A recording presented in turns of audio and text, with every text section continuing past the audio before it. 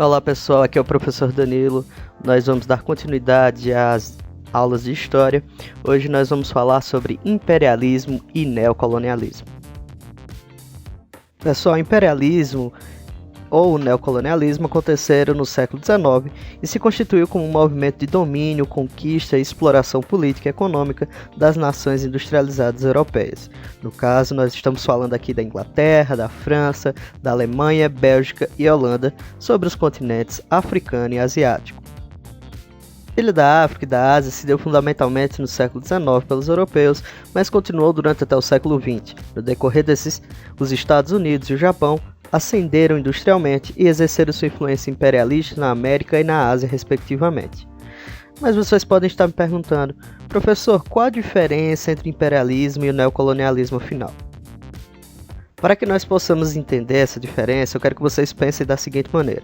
O imperialismo pode ser entendido como uma influência externa e indireta que permite a intervenção política, econômica, cultural e social de um país sobre outro. É o que nós vemos acontecer, por exemplo, entre o Brasil e os Estados Unidos. Consumimos seus produtos, suas músicas, seus filmes. Nossa política está atrelada aos acontecimentos políticos dos Estados Unidos, sem falar que o valor de nossa moeda é diretamente indexada ao dólar americano.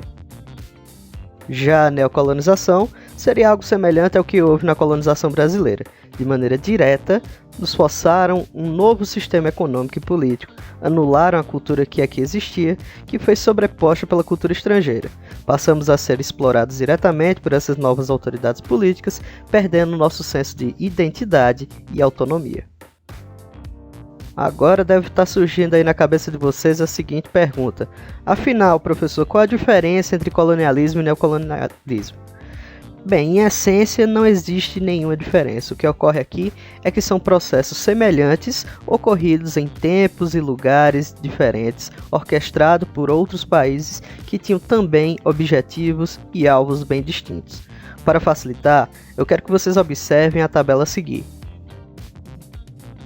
Aqui, pessoal, a gente consegue visualizar quais as grandes diferenças que nós temos entre colonialismo e neocolonialismo. No colonialismo, o contexto histórico é o do século XV, da Idade Moderna, enquanto que o neocolonialismo é o século XIX, Idade Contemporânea. No colonialismo, o grande evento que liderou esse processo foram as grandes navegações, enquanto que no evento mais recente nós estamos falando da Revolução Industrial. O sistema econômico adotado pelo primeiro sistema colonialista era o mercantilismo, enquanto que o neocolonialismo se apropriou do capitalismo industrial. Quando nós vamos pensar as nações que estavam à frente desses dois grandes processos, de um lado nós estamos falando de Portugal e Espanha, os pioneiros no processo de colonização, e no segundo nós temos que dar destaque às grandes potências europeias dessa época, como era o caso da Inglaterra, da França, da Holanda e da Bélgica. Já os alvos que cada um desses dois processos tiveram, no primeiro momento nós temos a colonização do continente americano, enquanto que o neocolonialismo, já no momento mais recente, ele acaba tendo como grande alvo os continentes africano e asiático. E por último, aqui eu quero que vocês prestem bem atenção.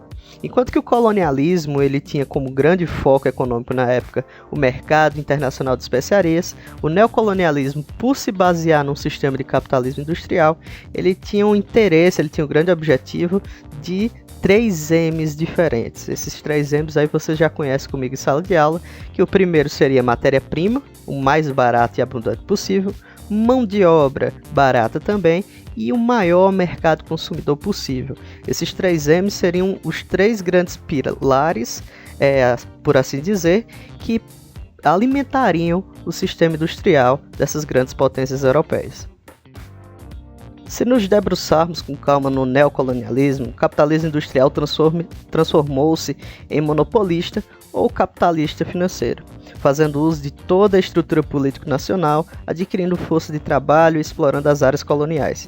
Esses motivos contribuíram para gerar rivalidades entre essas grandes nações, permitindo não só a divisão dos mercados, mas também, para mais tarde, em 1914, a eclosão da Primeira Guerra. Assim, além da carência de fontes e matérias-primas, surge um dos principais motivos atribuídos ao neocolonialismo do século XIX, a missão civilizadora das potências europeias, que tinham como meta propagar o progresso no planeta.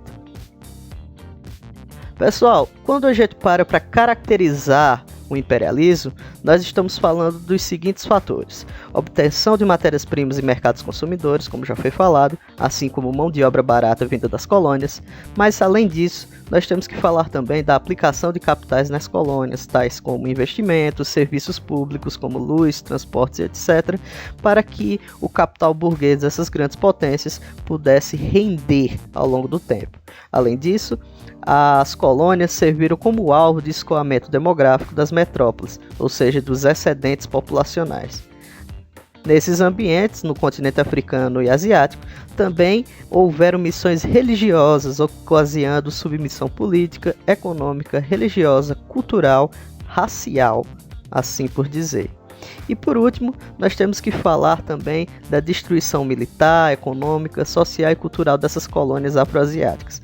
Para vocês terem ideia, grande parte das consequências ou das, entre aspas, das mazelas, das coisas ruins que acontecem nesses continentes, tem um reflexo direto nesse processo de imperialismo e neocolonização iniciado lá no século XIX.